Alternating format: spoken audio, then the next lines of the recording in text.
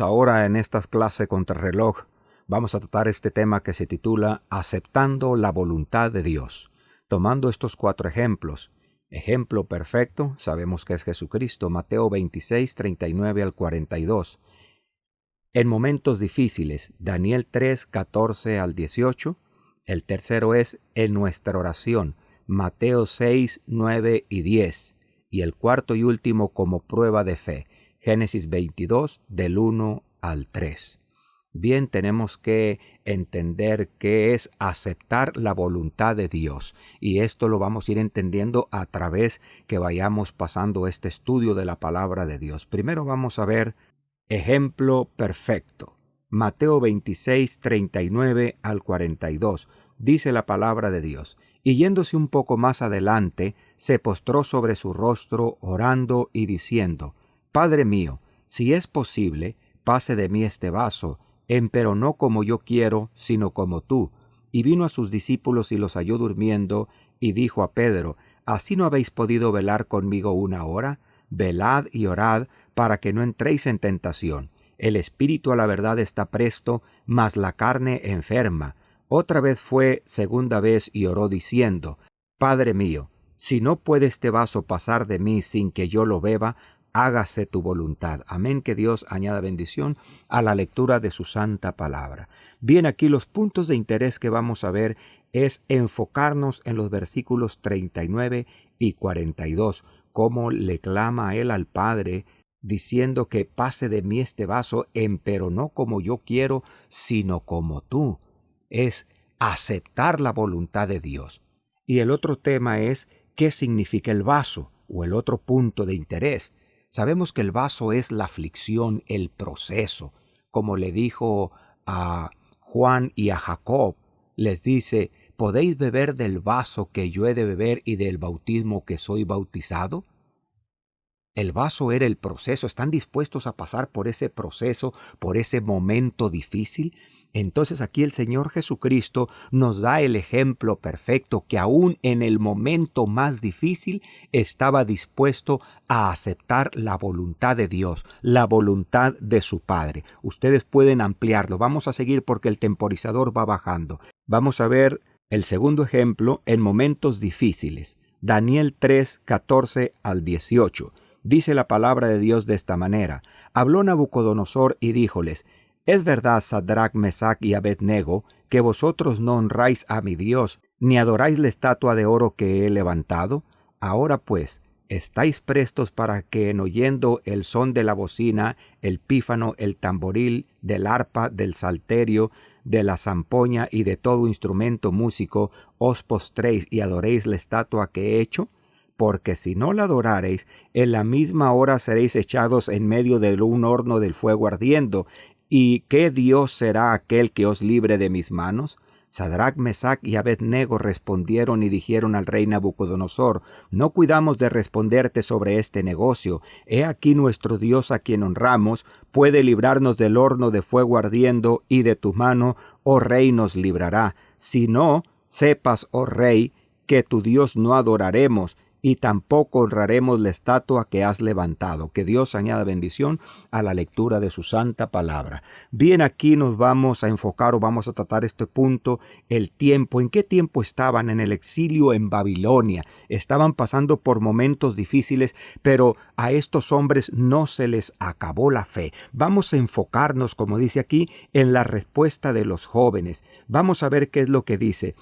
Le respondieron al rey: No cuidamos de responderte sobre este negocio. He aquí nuestro Dios a quien honramos puede librarnos. Ellos sabían que Dios tiene todo el poder para librarnos del horno del fuego ardiendo. Pero esta respuesta es muy grande. Y si no, y si no nos libre, en otras palabras, sepas, oh rey, que tu Dios no adoraremos. Estamos dispuestos a morir. Estaban aceptando la voluntad de Dios, y qué difícil es aceptar su voluntad cuando está nuestra vida de por medio. Eso hay que ampliarlo, eso hay que enseñarlo a la congregación para que veamos que aceptar la voluntad de Dios también es en momentos difíciles. Rápidamente vamos a pasar al otro versículo, al otro ejemplo. En nuestra oración, Mateo 6, 9 y 10, dice así la palabra de Dios. Vosotros, pues, oraréis así: Padre nuestro que estás en los cielos, santificado sea tu nombre. Venga tu reino, sea hecha tu voluntad, como en el cielo, así también en la tierra. Aquí vemos la oración perfecta. Qué importante es que nosotros siempre nos mantengamos orando así, de esta manera, al Señor, y diciéndole estas palabras tan hermosas. Como dice aquí la Escritura, vean qué importante es esto. El versículo 10 dice: sea hecha tu voluntad como en el cielo, así también en la tierra. Así como los ángeles ejecutan tu voluntad, así también nosotros debemos de ejecutar la voluntad de Dios. La voluntad de Dios es que le obedezcamos, que cuando Él nos diga algo, nosotros siempre la cumplamos con la ayuda del Señor. Entonces es muy importante enseñar eso a la congregación, enseñarle a los amigos, enseñarle a los jóvenes la importancia que hay de que nosotros hagamos la voluntad de Dios, y eso está en la oración perfecta, la oración que nos dejó Cristo para cada uno de nosotros. Rápidamente vamos a pasar al cuarto y último ejemplo.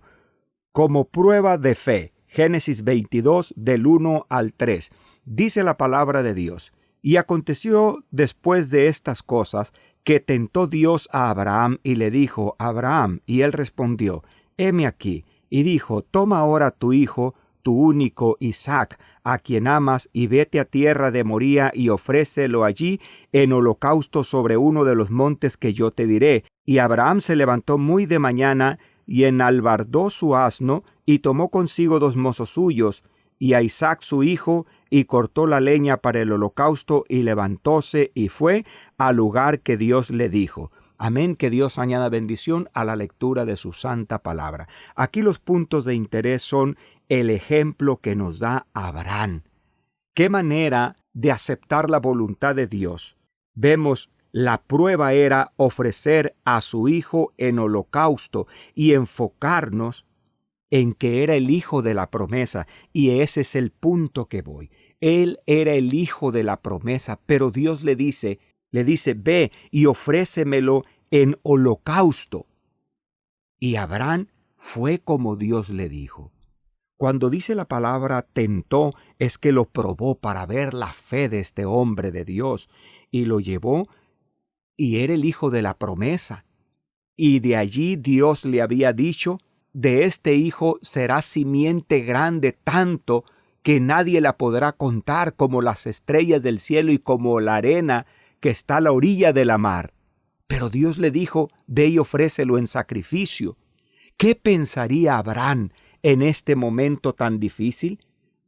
Si nosotros vemos en Hebreos capítulo 11, versículos 17 al 19, nos va a ayudar a entender lo que Abraham pensaba cuando estaba en este momento tan difícil.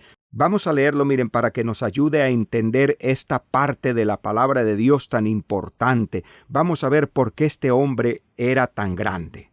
Hebreos 11, 17 al 19 dice: por fe ofreció Abraham a Isaac cuando fue probado, y ofrecía al unigénito, el que había recibido las promesas, habiéndole sido dicho: en Isaac te será llamada simiente, pensando que aún de los muertos es Dios poderoso para levantar, de donde también le volvió a recibir por figura. Amén, que Dios añada bendición a la lectura de su palabra. ¿Qué entendemos con esto? Que cuando Abraham lo llevaba, él iba pensando: si yo, este hijo, lo sacrifico o lo ofrezco en holocausto, dice, pensando que aún de los muertos es Dios poderoso para levantar. Mi Dios me lo levanta porque Dios es un Dios de pactos y Él me lo va a levantar, y Él me dijo que este era el hijo de la promesa, y si lo ofrezco en holocausto, Él me lo levanta otra vez. ¡Qué fe de hombre de Dios! Eso es aceptar la voluntad de Dios.